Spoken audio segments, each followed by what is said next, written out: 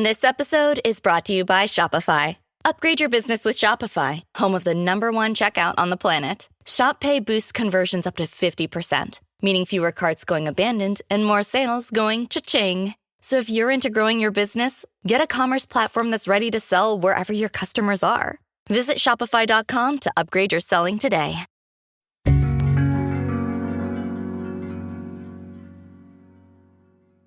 I started to kind of have all these little doubts that kind of added up. And I was so anxious about them. I didn't tell anybody. I didn't even tell my best friend, because I was so embarrassed. Like, how could I think this? Like, Chris is perfect. We're perfect together. From the Boston Globe and PRX, this is Love Letters.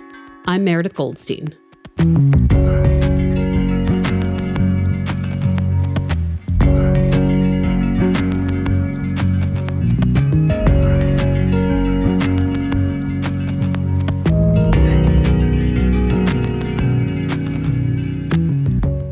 Longtime listeners will remember that we spent our third season trying to answer the question, how do you know? As in, how do you know the person you're with is right for you or isn't right for you? It's a question that can be especially hard for people in their teens and 20s who may have strong feelings for someone but are wary of committing too soon. It's also a question that lots of us have gotten wrong. Look, I certainly have. Today's story is about a woman who fell for a guy early in college and then wrestled with knowing again and again. It's a story about multiple new beginnings, about patience, about the importance of getting to know yourself before going all in on a partner. I'm Monica from Cleveland, Ohio, and I'm 32 years old and work in marketing. Monica grew up in a Cleveland suburb, right by Lake Erie. She was the youngest of 3 with 2 older brothers. I was kind of a tom girl. I did all the sports. I wanted to be just like them. My mom was excited to have a girl so she could put me in dresses, and all I wanted to do was be a boy. Monica says her childhood was pretty traditional and pretty idyllic. And yet, as a young girl, she imagined a different kind of life for herself. When I was in grade school and stuff, I would always write about how I wanted to be the rich aunt who lived in New York City or Chicago with cats, and I would have my own bookstore.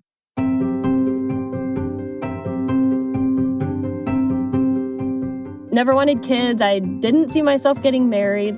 I want kind of the independence and the freedom and things like that. I just saw myself as kind of doing my own thing.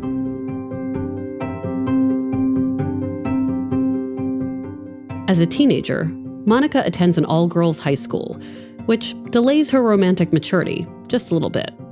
For most of high school, I did not date. It was sort of like, oh, there's a pizza guy, there's a boy on campus kind of thing.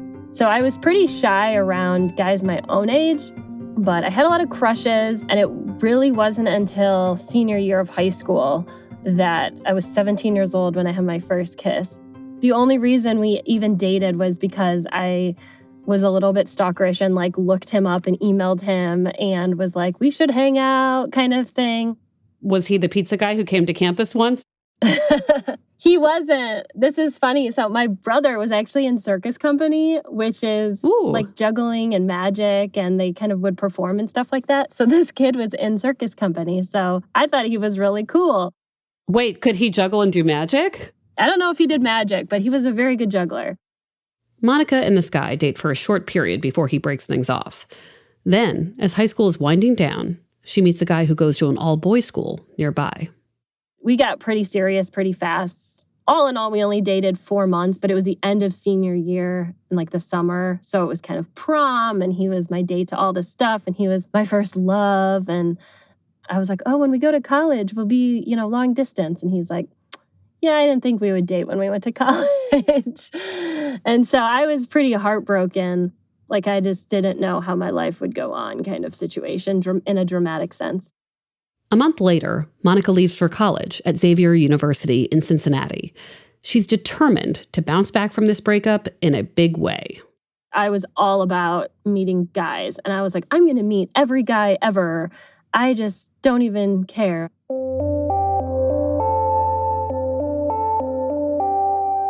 It was strange because having gone to an all-girls high school, I was like, whoa, it's weird to just be with guys all of a sudden.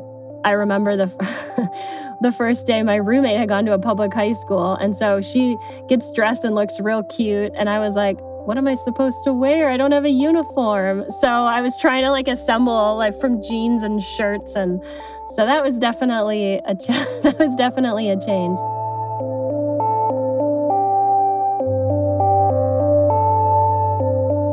Monica actually starts to feel grateful that her high school relationship had ended, because now she's open to all these new experiences. She's meeting so many new people.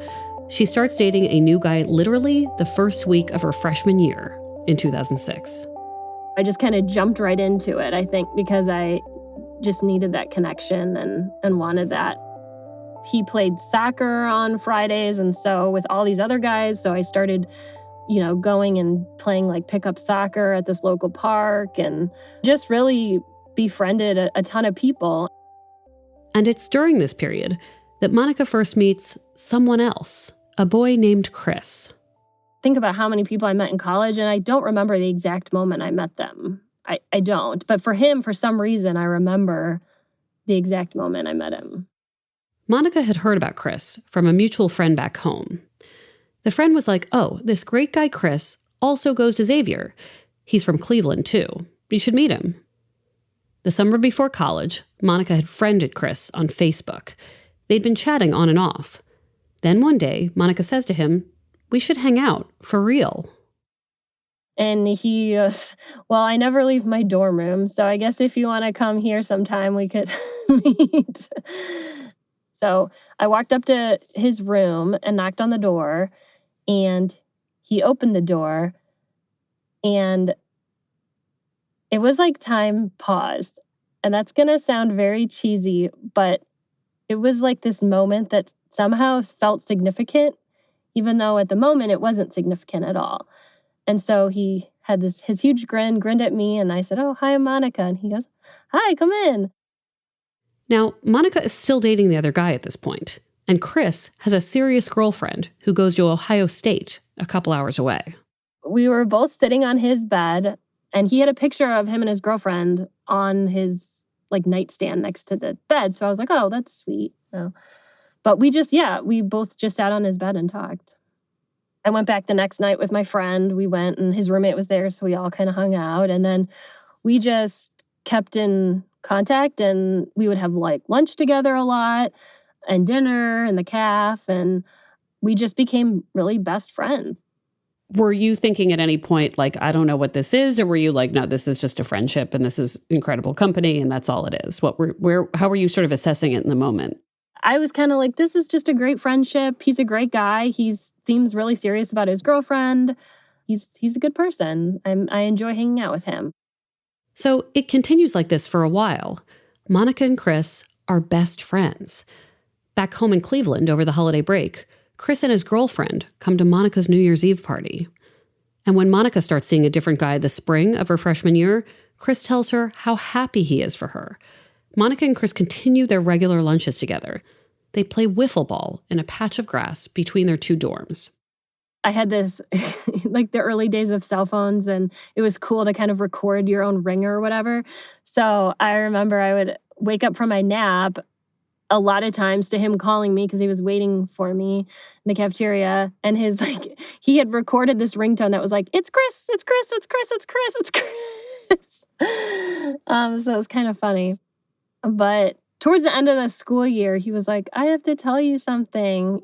And he told me he was transferring to the school 2 hours away where his girlfriend went.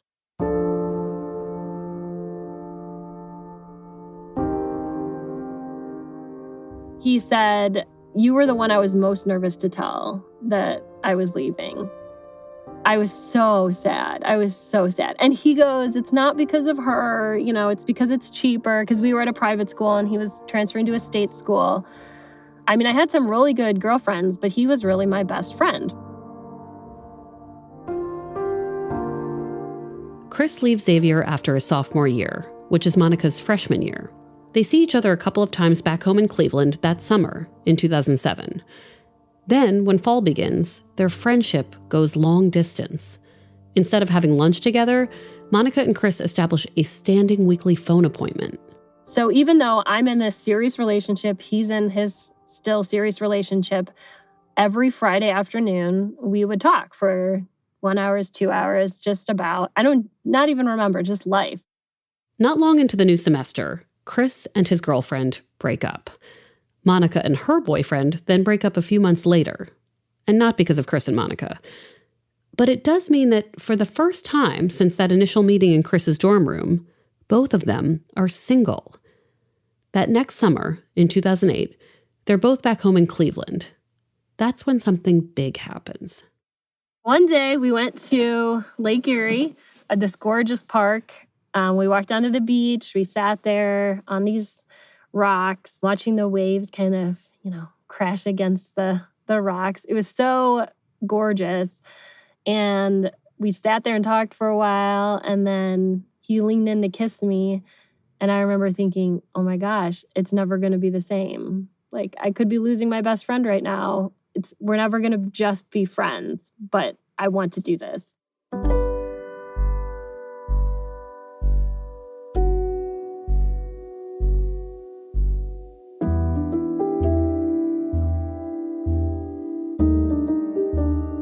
It was super perfect. It was super romantic. And shortly after that, we became official. We just officially started dating. It was kind of like, let's take this leap. Let's see where this takes us. A sweet, familiar story arc, right? Two best friends realize they have feelings for each other and become a couple. Happily ever after. But that's not exactly how this romance unfolds. More of Monica and Chris's story after a short break.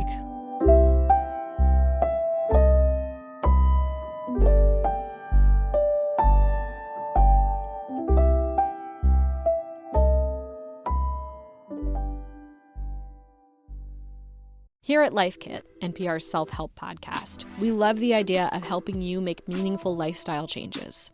Our policy, don't be too punishing on yourself or too grand in your goals, which is why we've got shows on how to help you make little nudges to your behavior and create habits that stick. Join Life Kit to get the tools you need. Listen to the Life Kit podcast from NPR. Okay, we're back. So after all the friendly lunches and the Friday phone calls and the platonic hangouts, Monica and Chris are suddenly a thing. But instead of feeling like this natural and wonderful crescendo, it feels confusing. What was that transition like? Hard, and I wasn't ready for it. So that summer was great, and we had a lot of fun. But I realized I was not over my ex-boyfriend. Like, I had jumped from a serious relationship into this, which just, by the nature of me and Chris's relationship, became serious pretty fast. And so I was kind of like, whoa, I have unresolved feelings, for this ex. I'm not completely over him. And so right before we went back to school in the fall, I broke up with Chris.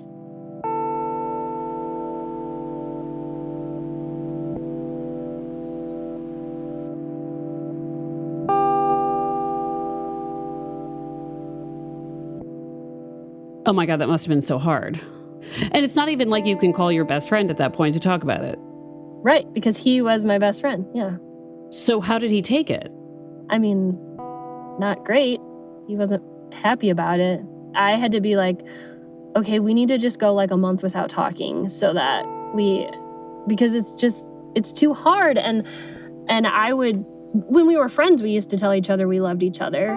But then when we were dating and we told each other we loved each other, it was a different level. So he would still be like, well, I love you. And I'm like, you can't say that. And he goes, well, I don't mean it like that. And I'm like, yes, you do. And so we went from 0 to 100, and then we had to pull back.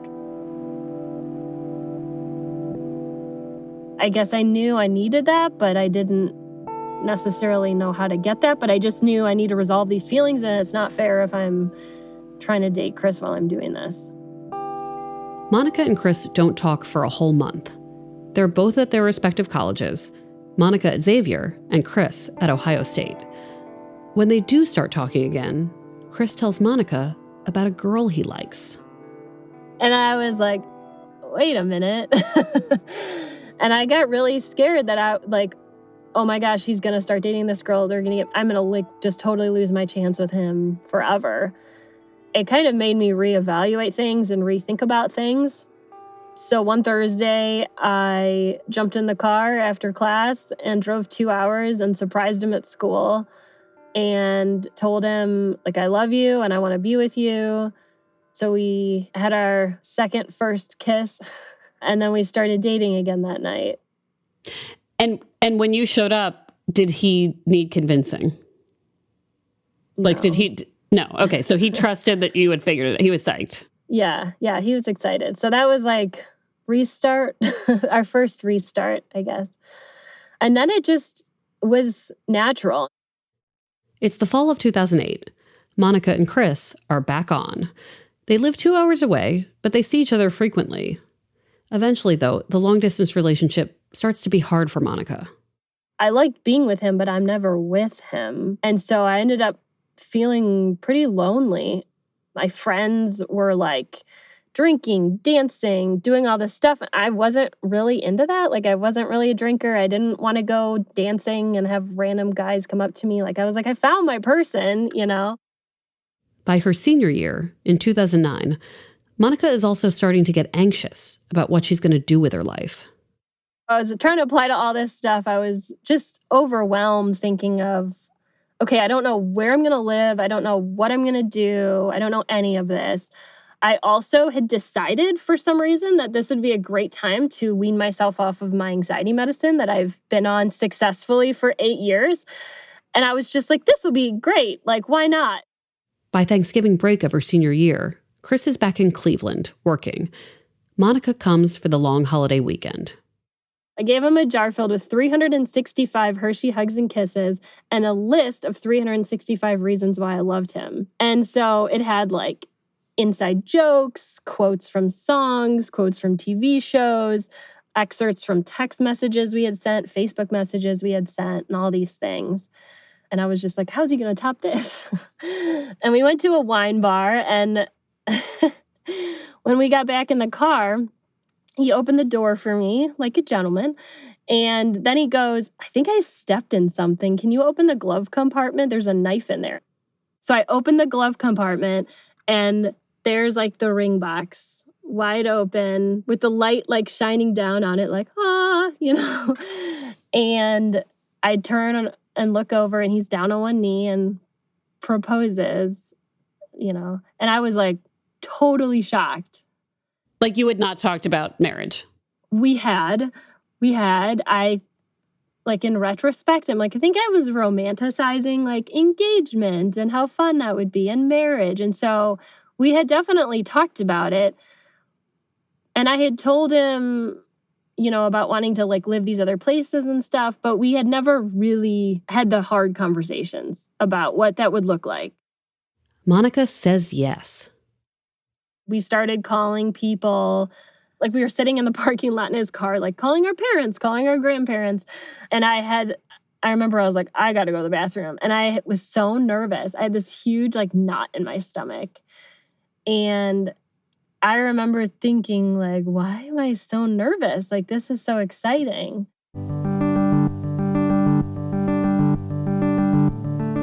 When I came home for Christmas break, we went to look at venues, and we found a place that we liked. My parents put the deposit down.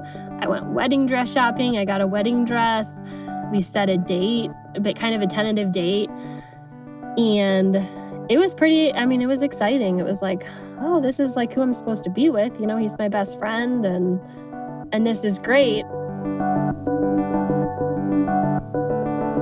All of these confusing thoughts start to swirl in Monica's head. She loves Chris, and yet she has growing doubts about jumping right into marriage. I've always wanted to just live on my own. I've wanted to be on my own in a new city. He's back in Cleveland. He's working, in a retail job. I don't see him just picking up and moving somewhere. And so if, we're going to get married and we're going to just live in Cleveland, and I'm never going to leave. Monica thinks back to the story of her homeroom teacher in high school, a woman Monica considers a mentor. She had kids and her husband left her when they were really young, and she was just forced to support them all by herself. So she always really put it on ourselves, like, you girls have to be able to support yourselves. You can't rely on a man.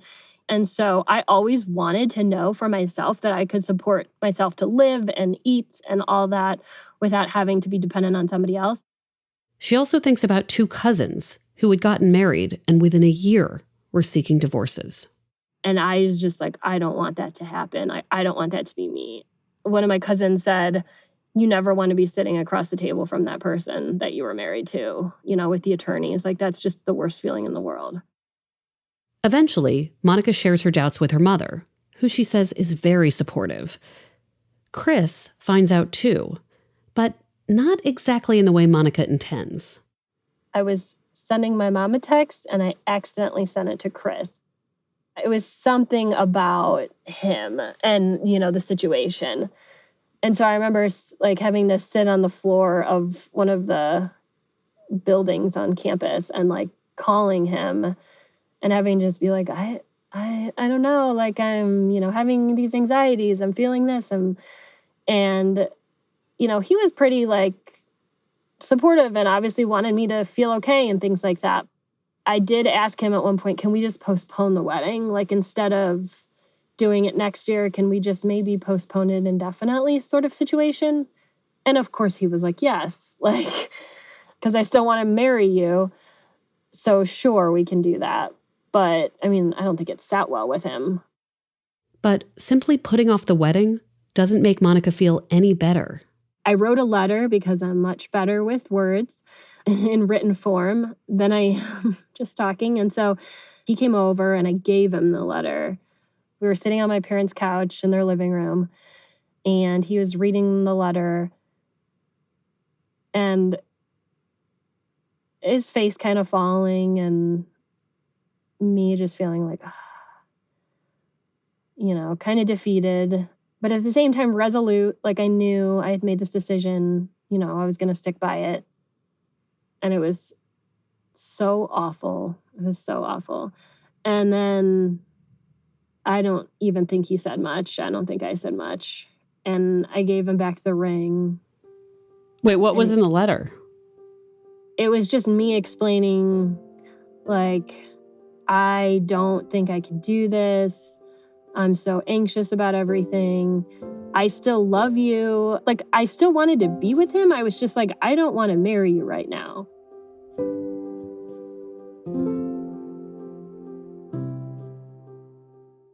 And so he left, and I felt like my heart had just been ripped open. And at the same time, I was relieved. I was so relieved that this massive decision had sort of been made. And I remember even thinking when I went back to school of that song, I Can See Clearly Now the Rain Is Gone. And I just was like, wow, I just feel that. I can see clearly now. The world is my possibility right now. Anything can happen.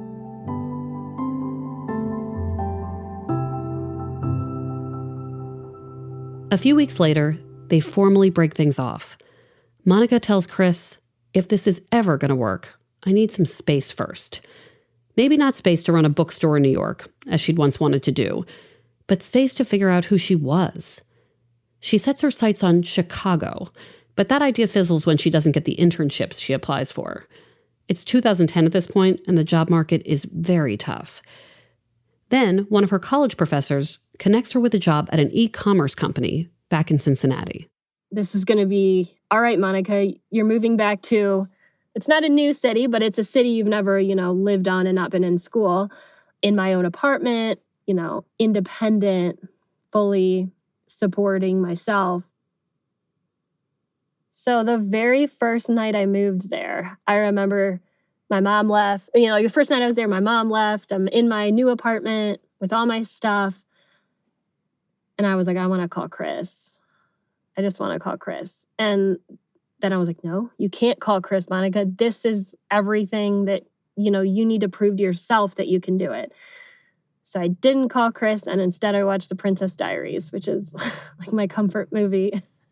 As one does. Yeah. And so I sat there and watched Princess Diaries and felt lonely, but excited and started my adventure by myself. You were being the cool aunt. I was being the cool aunt. I did have a nephew and a niece at that point.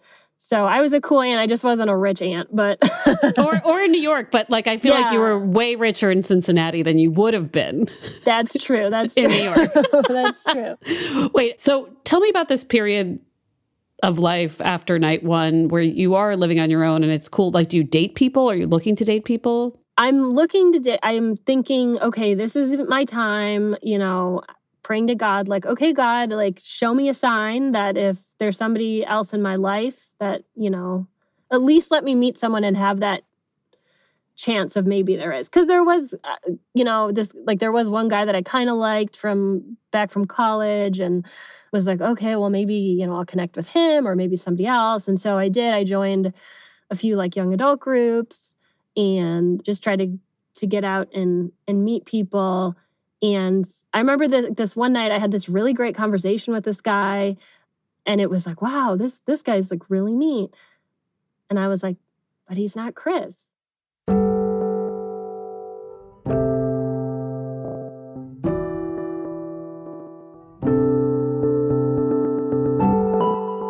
Like at the end of the day, I was just like, oh, there's just not that level of comfort. He's just not Chris. So it was kind of like nobody could measure up to that. Were you talking to Chris at all at this point? A little bit here and there. He did come and visit. So he came for the weekends. And I remember it was kind of weird. Like he stayed like in the living room. I was like, you have to stay in the living room and I'll stay in my room. But it was so nice just like having him come. But even as they're staying in separate rooms, that original spark between Monica and Chris is still there. They share a kiss. And they make a big decision. They want to start dating again. For those keeping score at home, this is their third new beginning as a couple. I had had plenty of guys walk away from me when one thing went wrong in the past. All these guys who I thought like, oh, this guy's the one, or we're really serious. And then something went wrong and they were just like, peace out. And so like, you could look at it two ways. Like either Chris is, oh, he's like, what's wrong with him? The fact that he's still keeps coming back, or like, wow, what a guy. Like he knew that there was something there too. So I don't know. I guess at that point it was sort of like, well, it's out of my hands now. So I was kind of putting it in God's hands at that point. There's one big difference this time. Monica feels like she's proven to herself that she can make it on her own. Chris is going to fit into her life instead of Monica compromising hers. She's also back on her anxiety medication, so she's in a better place overall. For nearly a year, they make their long-distance relationship work. Then, Chris moves to Cincinnati and gets a job at the same company Monica works for. She makes him live on his own. I was a little bit anxious about the thought of being engaged again because I go, what if we get engaged and then I get nervous again? What if I have doubts again and things like that? But we did talk about it, and so I felt a little bit better about that at that point. And then one Saturday he was like, let's go on a picnic next Saturday. And I was like, okay, I know this is where it's going to happen because this is the man who does not plan in advance. Like, this is the man who the day before, I'm like, what do you want to do tomorrow? I have no idea. Monica packs food for the picnic. Chris says he'll bring dessert. We go on the picnic, and it was this really pretty park in Cincinnati, and get everything spread out and start eating. And he opens up the dessert, and I was like, oh, chocolate-covered strawberries. I love chocolate-covered strawberries. He had made them for me. And he was like, well, look at them. And I was like, oh, what? And then I look at it, and the ring was sitting on the strawberries. Then he, was on one knee and proposed again, and it was really sweet. And I said, yes, of course. And it just felt right. I wasn't anxious. I didn't have that knot in my stomach. I was just like, yes, I'm excited about this. It's the same ring Chris had used the first time. Monica decides she'll wear the same dress she bought for their called-off wedding a couple years earlier. They get married in Cleveland in 2013. Monica moves in with Chris in Cincinnati.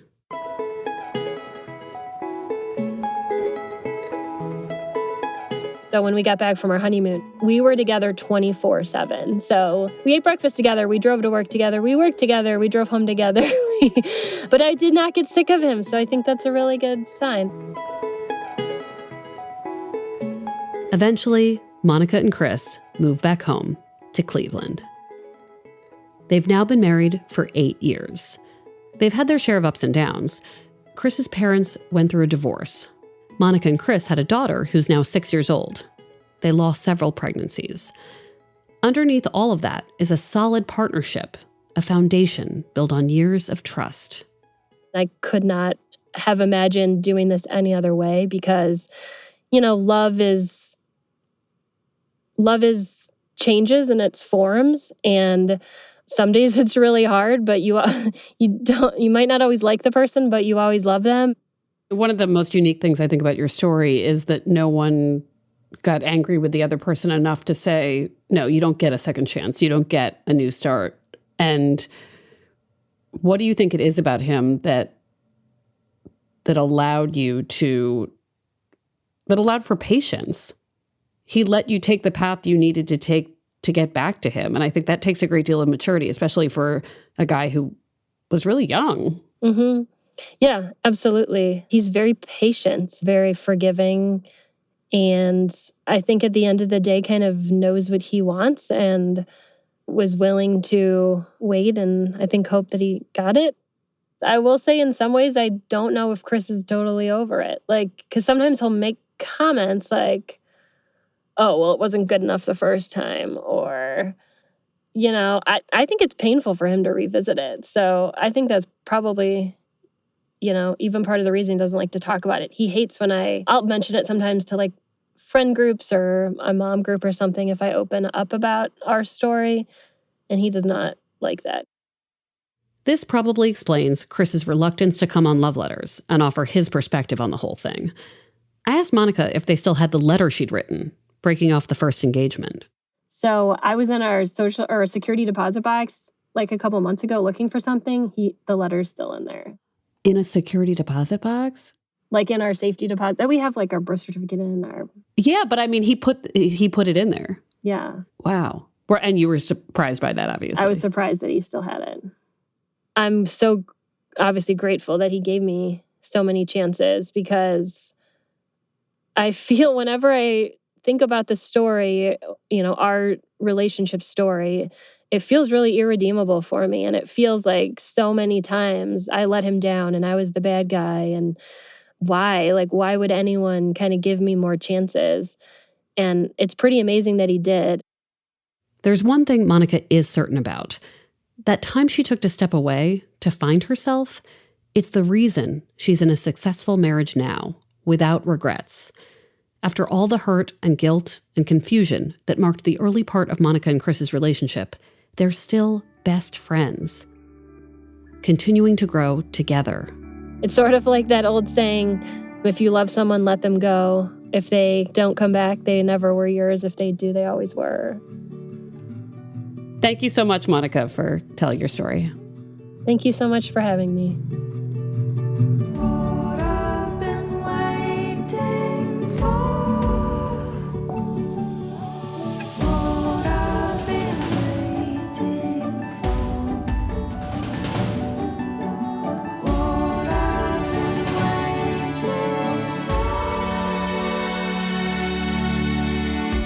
Love Letters is a production of the Boston Globe and PRX. Today's episode was produced by Caitlin Harrop and Scott Hellman. Ned Porter does our audio mixing, sound design, and mastering. Devin Smith does our audience engagement. Love Letters illustrations by Ashanti Davis. Check them out on the Love Letters Instagram. Special thanks to Brian McGrory and Linda Henry. Our music is from APM. We're also an advice column, so send your love questions to loveletters@boston.com. And if you like the show, please leave us a review on Apple Podcasts. We're online at loveletters.show. Do you ever Google to see what happened with the juggler? I have actually. He dropped out of college for video edit. He is in LA. I think he's a video editor or something. So okay, I just have such a vivid image I have made up of him, very like clearly breaking up, but also maybe while juggling. And I know that's not how it happened, but it's how I like to believe it happened. I'm Meredith Goldstein. Thanks for listening.